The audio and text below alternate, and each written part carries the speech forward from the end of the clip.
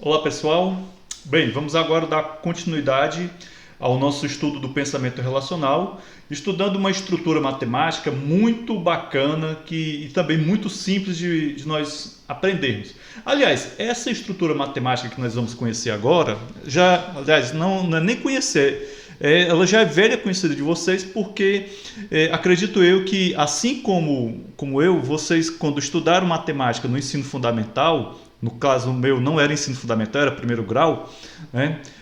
Muito provavelmente os livros de matemática traziam esse assunto como sendo o primeiro tema de abertura de praticamente todo o livro de matemática. Eu me lembro muito que na coleção A Conquista da Matemática, que era a coleção que eu estudei quando era estudante do colégio, né, do Centro Educacional da Virgem Poderosa, lá em São Benedito, todos os livros, né, desde da primeira série até, não me lembro mais, até acho que a oitava, traziam conjuntos como sendo o primeiro assunto de abertura mesmo.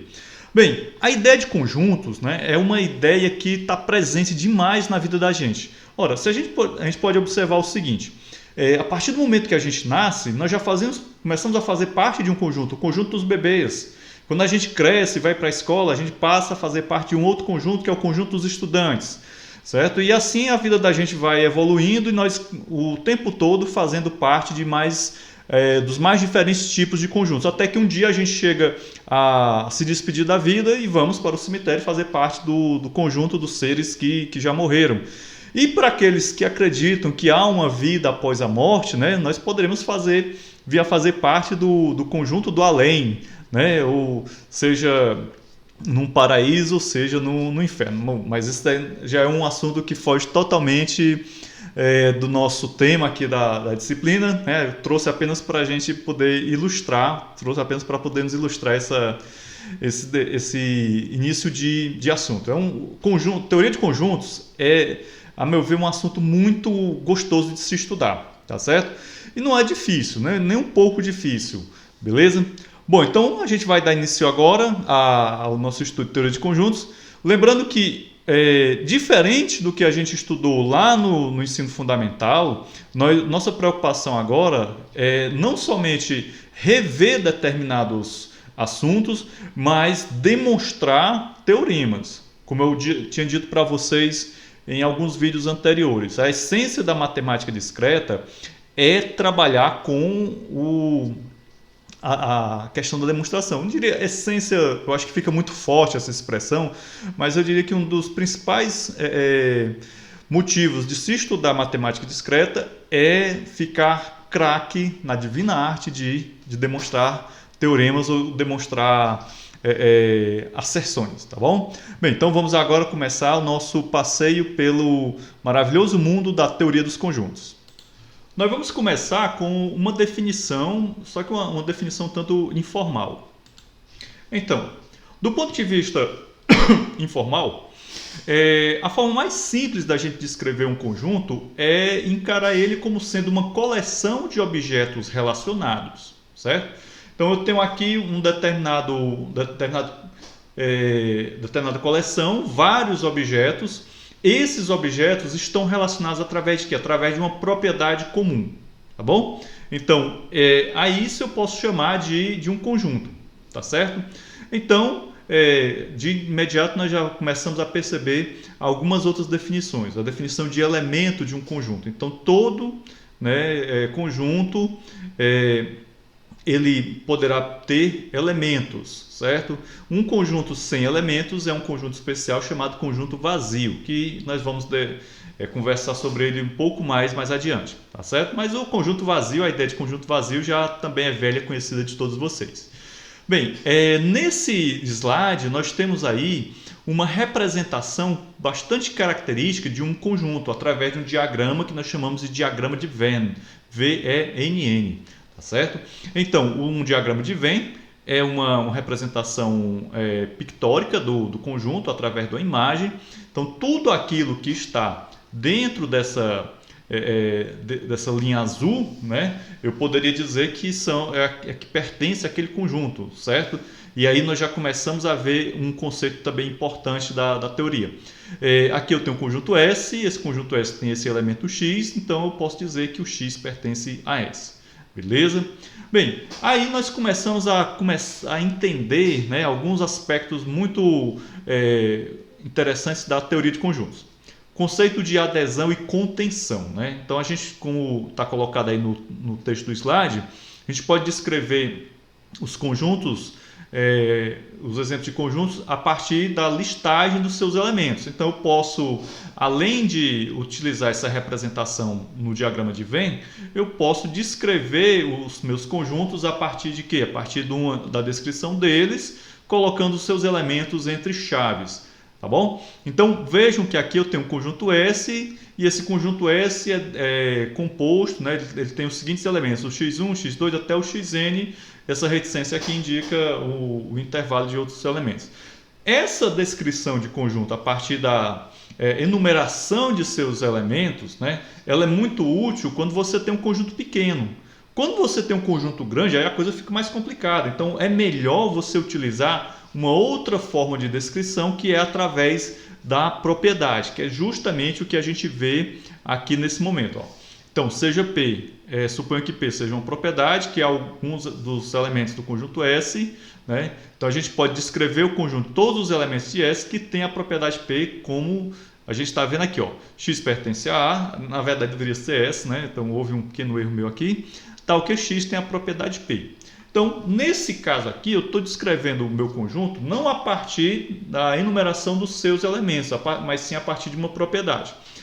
Por exemplo, eu posso, de repente, descrever o conjunto dos estudantes de lógica matemática, de matemática discreta, da Universidade Estadual Vale do Acaraú. Então, para pertencer a esse conjunto, os elementos devem ter que propriedade? A propriedade de ser estudante da disciplina Matemática Discreta da Universidade Estadual Vale do Acaraú. Então você observa aí que nós acabamos restringindo bem, definindo bem quem pode ser, né, elemento desse conjunto. Se determinado elemento não possuir essa propriedade, isto é, ser estudante do curso de Matemática Discreta da Universidade Estadual Vale do Acaraú, então ele não pertence a esse conjunto. Beleza? Então, com relação a elementos, nós temos o pertencimento. Então, um elemento ele pode pertencer ou não pertencer a um determinado conjunto. Um elemento não pode pertencer e não pertencer. Isso seria totalmente fora das questões lógicas. Beleza? Bem, vamos adiante aqui. Ainda falando sobre adesão e contenção, vamos tentar entender aqui o conceito de contenção, ou seja, quando um conjunto contém outro. Aqui, turma, eu queria fazer só um pequeno parêntese, certo? Para o seguinte fato. Às vezes, principalmente quando você está iniciando o estudo da teoria de conjuntos, você pode acabar se confundindo esses dois conceitos. O conceito de pertencimento, né, de adesão, e o conceito de contenção. Lembrem-se que quando eu falo pertence, eu estou me referindo a elementos do conjunto. Quando eu falo contém ou contenção, eu estou me referindo a outros conjuntos. Certo? Dada essa dica, acredito eu que nunca mais vocês vão se confundir. Beleza? Voltemos então aqui para o slide. E aí nós temos o seguinte, ó. Aqui eu tenho dois conjuntos, o conjunto A e o conjunto B. Observe que o conjunto A está dentro do conjunto B.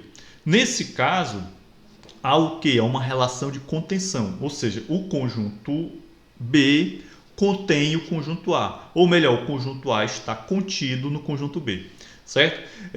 Nesse caso, a gente pode até utilizar a linguagem da lógica de predicados para descrever essa relação. Então, como você pode ver aqui, ó, para todo x, se x pertence a A, então x pertence a B.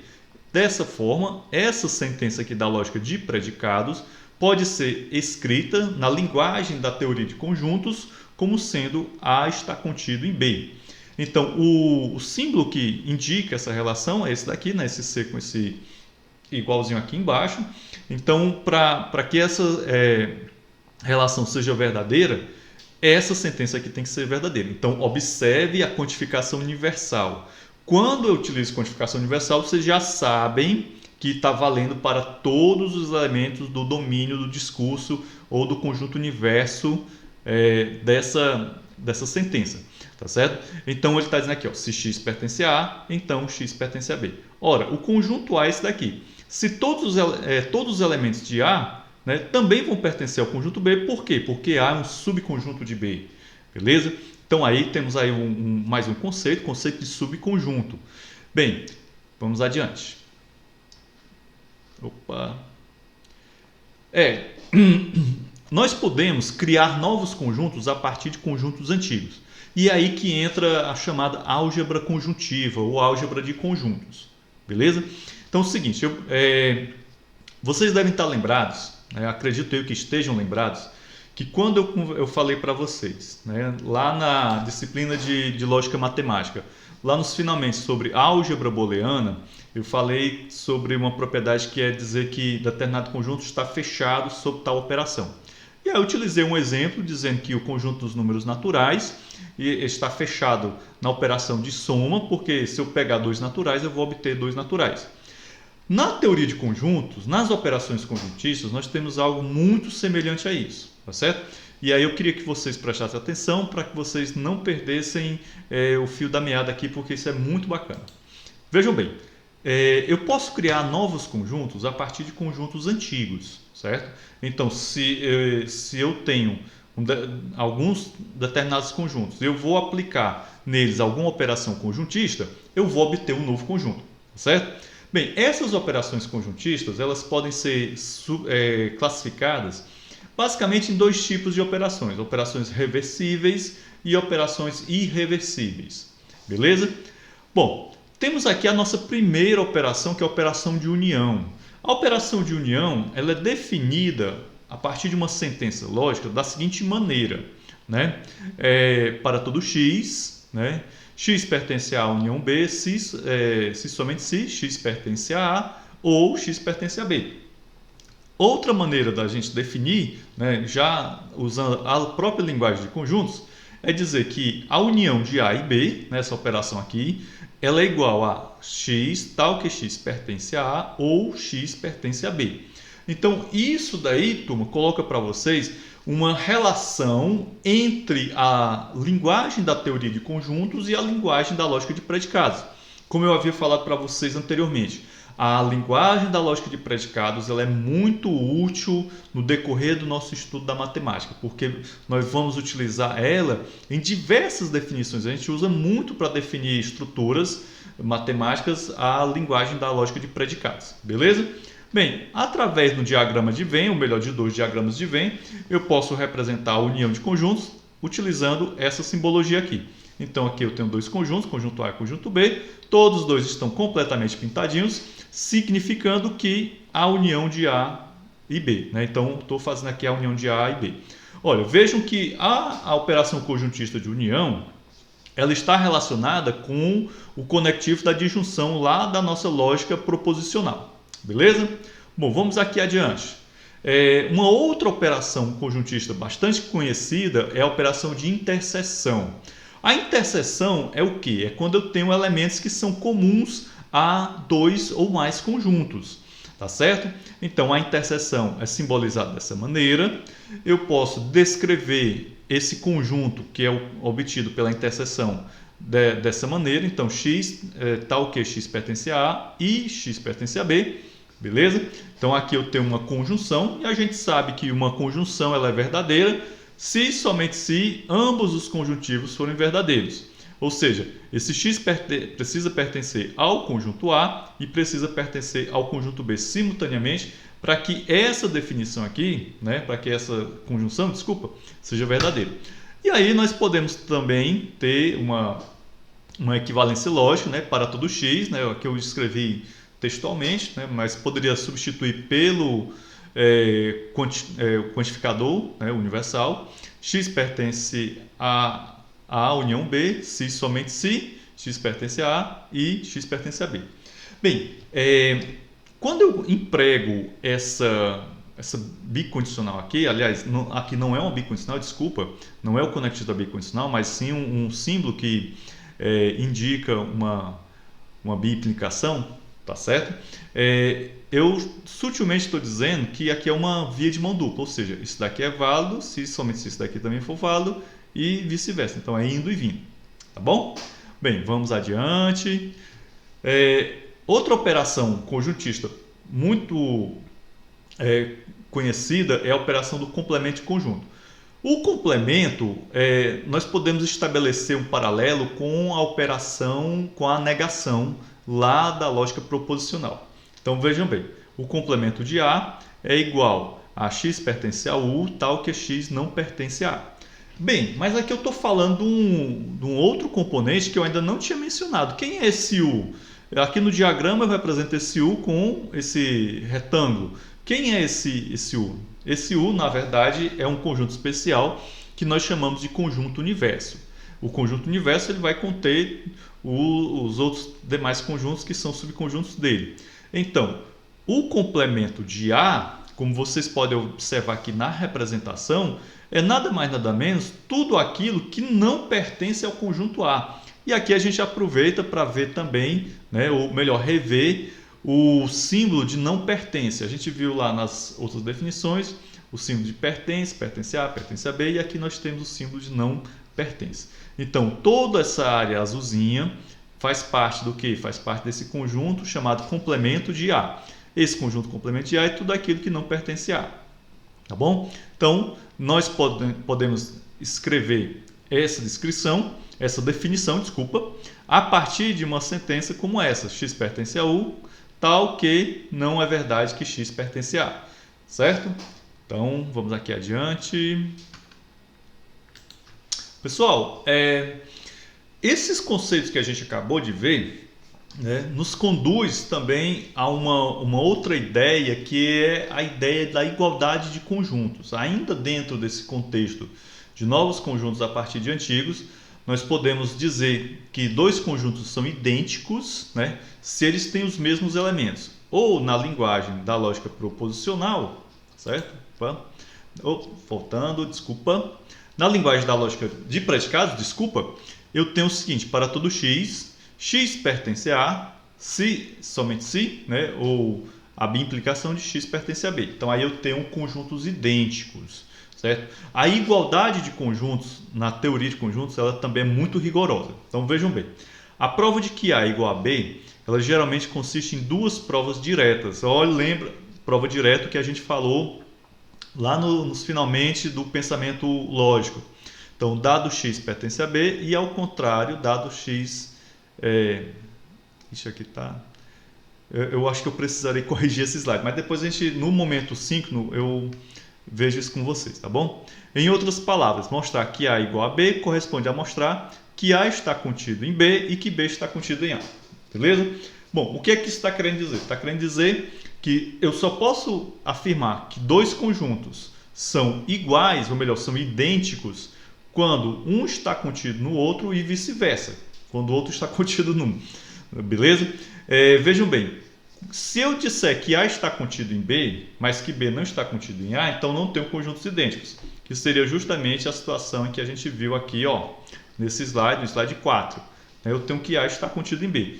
Observem que existem elementos aqui, fora do limite do conjunto A, que não pertencem ao conjunto A, que vão pertencer ao conjunto B, certo? Então, aqui não vale, é falso dizer que B está contido em A. Por quê? Porque tem elementos aqui que não estão contidos em A. Então, aqui não há igualdade de conjuntos, ou seja, os conjuntos não são idênticos.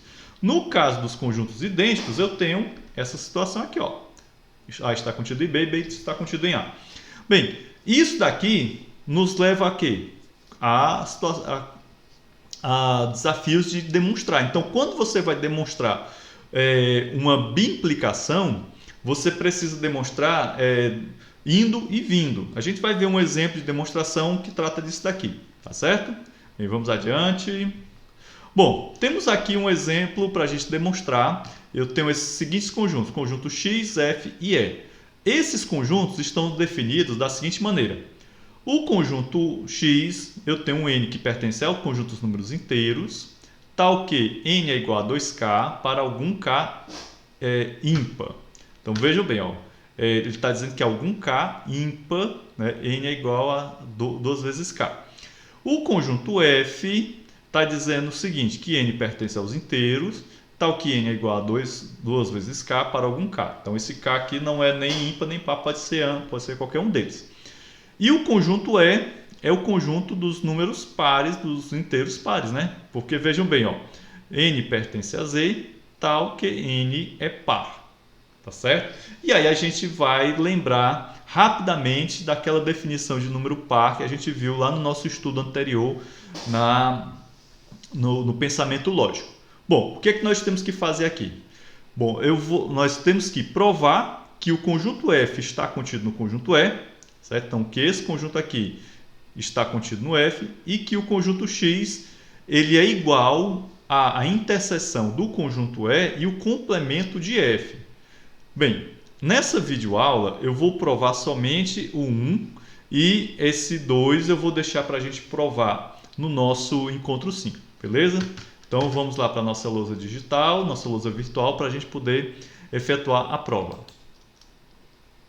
Bom, pessoal, então cá estamos nós novamente, né, aqui na nossa lousa virtual, e vamos proceder com a prova de que F está contido no conjunto E, ou seja, o conjunto F que foi definido dessa maneira, ó, o conjunto F está definido assim, ele está contido no conjunto E. Quem é o conjunto E? O conjunto dos números pares, certo?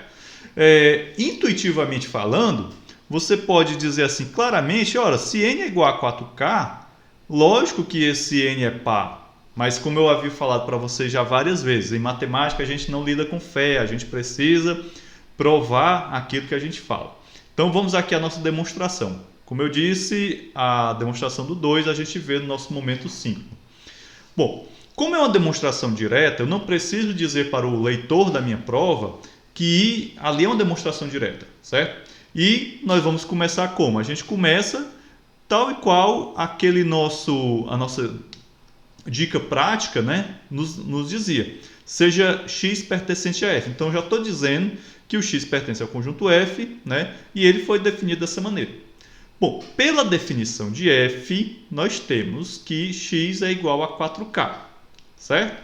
Bom, X é igual a 4K, vocês haverão de concordar comigo que eu posso reescrever isso da seguinte maneira, colocando 2 em evidência, 2 vezes 2K, né?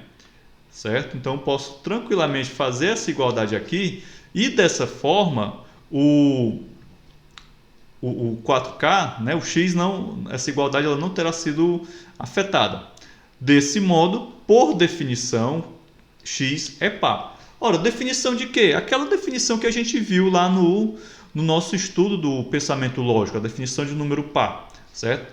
Entendido? Logo, X pertence ao conjunto E, certo? Então, aquilo que tem depois do logo é a minha conclusão e faltou só eu colocar aqui o meu quadradinho para indicar que o meu CQD, ou seja, como queríamos demonstrar. Beleza? Então, aqui está feita a nossa prova. Aqui é a prova dessa afirmação. E a segunda prova a gente vê no nosso momento 5. Tá bom?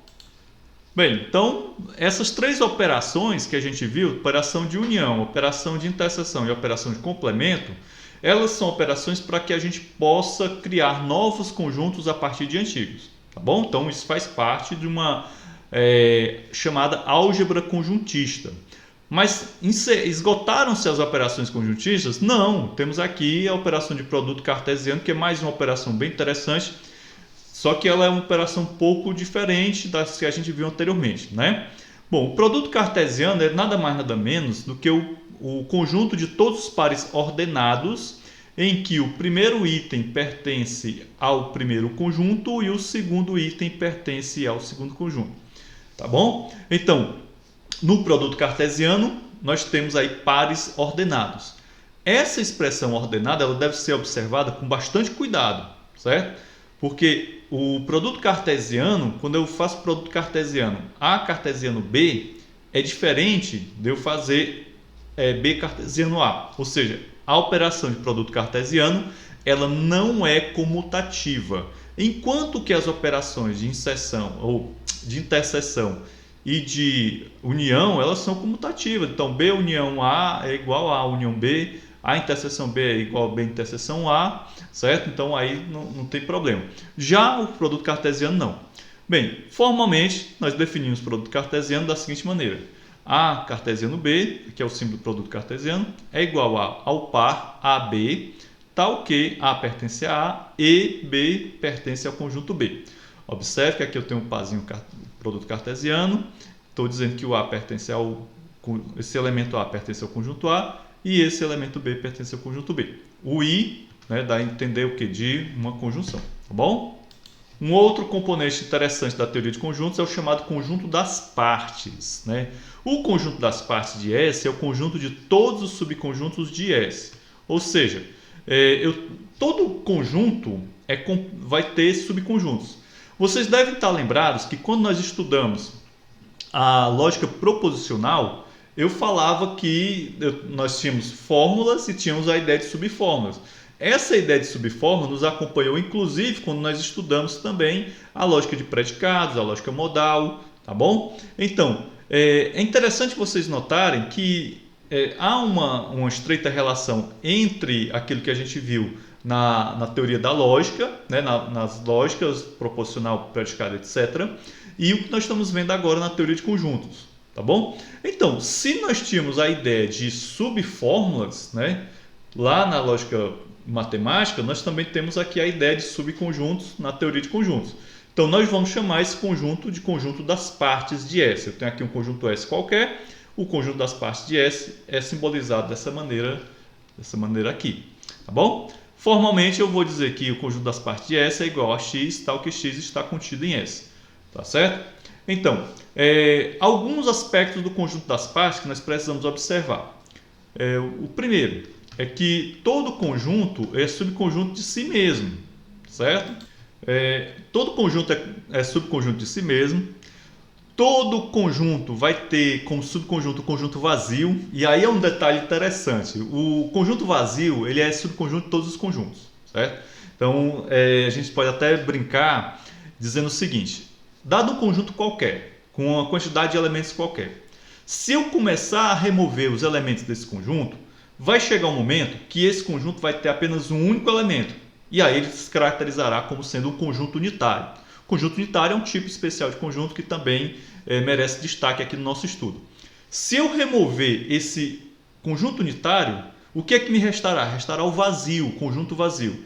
Então, o conjunto vazio, a gente poderia dizer assim, ele é o princípio, ou seja, quando eu estou começando a criar um conjunto, eu começo com um conjunto vazio, né? E a partir do momento que eu insiro um primeiro elemento nesse conjunto, que aí eu passo a ter um conjunto unitário, ok? Ao mesmo tempo que o conjunto vazio é o último conjunto, né? É o fim, né? Quando a gente termina de remover todos os elementos de um determinado conjunto, só me restará o quê? O vazio. Então, o vazio está em todo lugar, apesar do vazio ser o vazio. Bem, isso foi apenas uma brincadeira, né, para a gente meio que filosofar a respeito da teoria de conjuntos, tá bom? Bem, vamos voltar aqui para o nosso estudo, tá certo? Então vamos aqui, conjunto das partes. Gente, um exemplo interessante aí de conjunto das partes seria o seguinte: eu quero formar grupos dentro de uma determinada sala, né, as famosas equipes. Então, cada equipe é um conjunto das partes que eu tenho lá no determinada turma, tá certo? Bem, outros exemplos interessantes nós temos aí. Eu tenho aí o conjunto A, o conjunto B. Conjunto A formado por esses elementos 1, 2, 3, 4, 5. Conjunto B, 4, 5, 6, 7, 8. E o conjunto universo, que é o conjunto dos números de 1 até 10, como vocês podem ver. E aqui nós temos algumas das operações que nós acabamos de conhecer, né? A união, né? A união do conjunto A com o conjunto B. A interseção, conjunto A, conjunto B, 4 e 5. O complemento de B, ou seja, são os elementos que pertencem ao conjunto universo, mas que não pertencem ao conjunto B. Aqui eu tenho uma operação mais interessante, eu tenho o produto cartesiano da interseção de A com B, certo? E aí a gente vai fazer uma pequena pausa para a gente fazer algumas observações. Veja bem, quando eu tenho várias operações conjuntistas, em geral eu vou realizar aquelas que estão dentro do parênteses, como vocês estão vendo aqui, e depois aquela que está aqui fora dos parênteses. Ou seja, primeiro eu faço a interseção de A e B, no caso aqui já está feita, e com o resultado dessa operação, eu faço o produto cartesiano com o conjunto A. Tá certo? Entendido? E aqui eu tenho o conjunto das partes da interseção de A e B.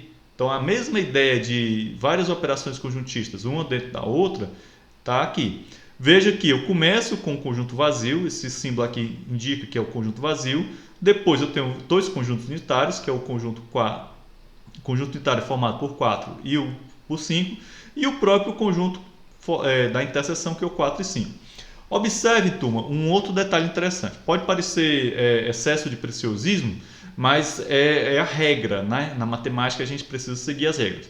Observe que quando eu vou colocar o conjunto das partes, eu preciso colocar eles como na representação de conjuntista, ou seja, entre chaves, como vocês estão vendo aqui. Tá bom? Vejo que nesse caso aqui do conjunto das partes, o 4 não é o elemento que pertence, esse 4 aqui não pertence ao conjunto das partes. Esse 4 pertence a esse subconjunto aqui, né? O que pertence ao conjunto das partes é essa representaçãozinha total aqui, assim como do 5, assim como 4 e 5. Beleza? Outro detalhe interessante. Eu havia falado para vocês lá no início que as operações conjuntistas elas podem ser classificadas entre operações reversíveis e operações irreversíveis. Bom, a operação de união e de interseção ela é irreversível. Por quê? Uma vez que eu faço a união de conjuntos, eu misturei aqui, eu não sei mais, né? Se eu não tivesse esses conjuntos aqui sendo colocados aqui para mim, eu não poderia desfazer essa operação, nem essa nem essa. Ou seja, esse 4 e esse 5 veio da onde? Veio do A ou foi do B? Né? Esses outros aqui vieram da onde? Né? Enfim, não tem como desfazer. Já a operação de produto cartesiano, ela é uma operação reversível, porque a partir dos pares do produto cartesiano eu posso reconstruir os meus operandos, ou seja, eu posso reconstruir a interseção de A e B e o próprio conjunto A, porque eu sei que o segundo elemento desses pares são elementos que pertencem ao conjunto A. E o primeiro elemento desses pares aqui são elementos que pertencem ao produto cartesiano, aliás, à interseção de A e B. Beleza? Bom, vamos adiante. Bom, gente, para a gente finalizar, já caminhando aqui para os finalmente, né? Nós temos aqui a questão das identidades, né, da nossa teoria de conjuntos. Bom, eu tenho aqui o P, né? Tal que o P, eu posso fazer aqui uma adição, né? Lembre-se aqui daquela regra da adição lá da lógica proposicional, certo? Essa adição ela permite provar essa identidade aqui, ou seja, que o A está contido na união de A e B. Então, a partir daqui, turma, vocês começam a ver como é que eu posso utilizar aquilo que eu aprendi em lógica proposicional para demonstrar sentenças, demonstrar afirmações ou demonstrar teoremas de outros campos da matemática, no caso aqui da teoria de conjuntos. Então, como é que eu posso provar essa identidade aqui? Bem simples, veja aqui a demonstração. Ó. Demonstrar que A está contido em A união B, seja X pertencente a A, né? Então, pela regra da adição, que a regra da adição é essa daqui, ó. Regra da adição lá da lógica proposicional, lembre-se disso. X pertence a A ou X pertence a B, certo? Então, pela regra da adição, isso daqui está perfeito. Pela definição de união de conjuntos, aí você tem que voltar alguns minutinhos anteriores para ver a definição de união de conjuntos. O X pertence à união B como exigido, certo? Então, aqui nós fizemos uma demonstração de uma afirmação da teoria de conjuntos, utilizando o conhecimento que a gente adquiriu lá na lógica proposicional. Beleza? Bem, agora vamos aqui a uma outra demonstração. E nós já estamos caminhando para os finalmente dessa nossa videoaula. Temos aqui um teorema, né, seja A e B conjuntos. Então, eu tenho que o complemento de A união B é igual à interseção do complemento de A com o complemento de B. O complemento de A interseção B é igual à união do complemento de A com o complemento de B. Turma, o que é que isso te lembra? Hein? Dou-lhe uma, dou-lhe duas, dou-lhe três.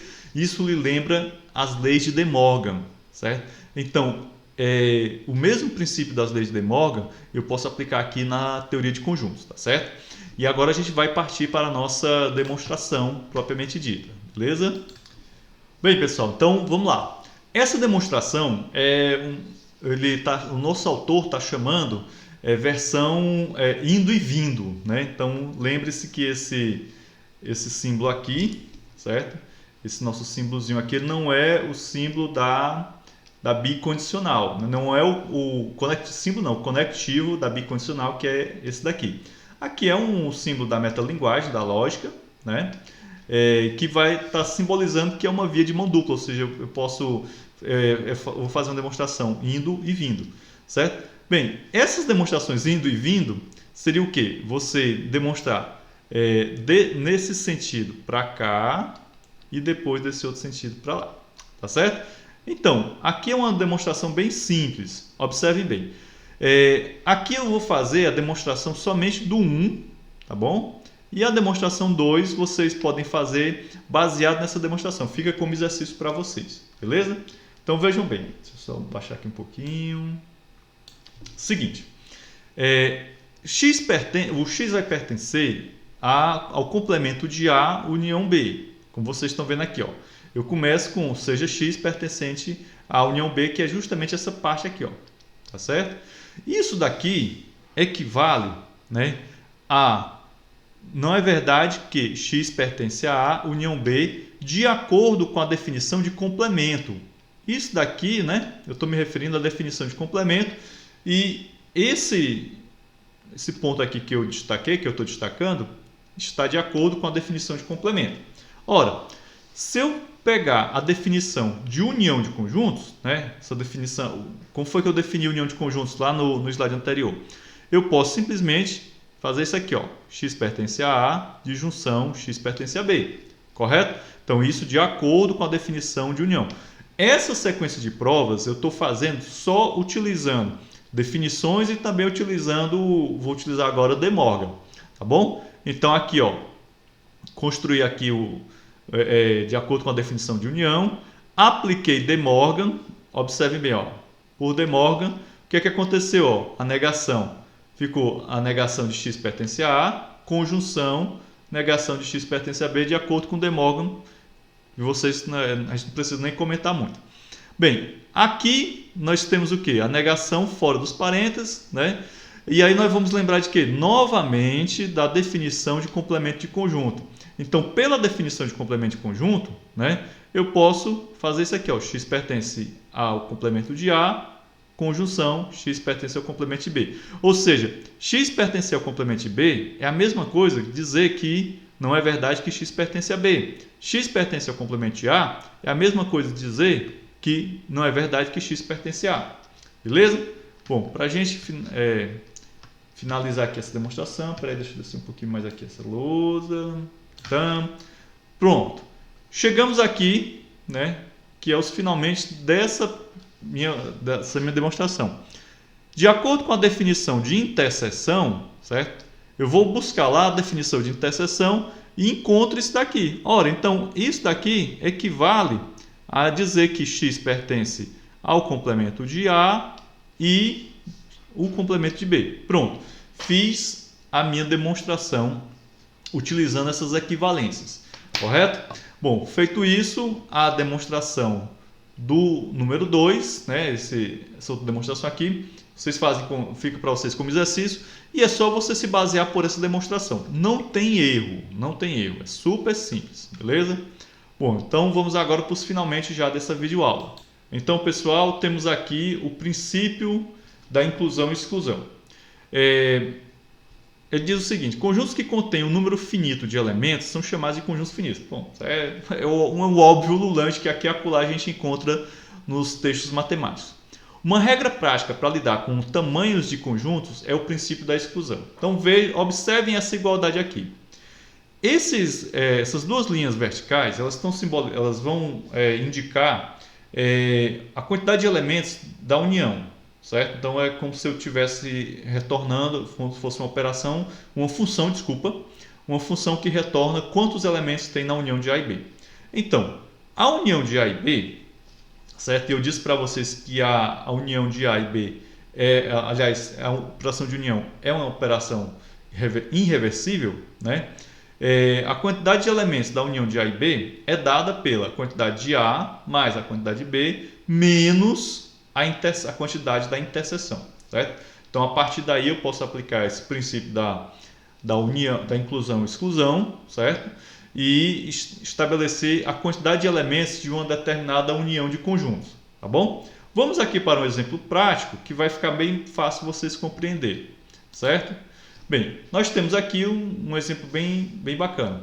Em alguma universidade dos Estados Unidos, para se tornar membro da Sociedade dos Mestres do Universo, é obrigatório ter 1.600 pontos no SAT, que é um exame que tem lá, ou nota 4 no GPA do colégio. Então, são 2 exames que você precisa ter esses pontos.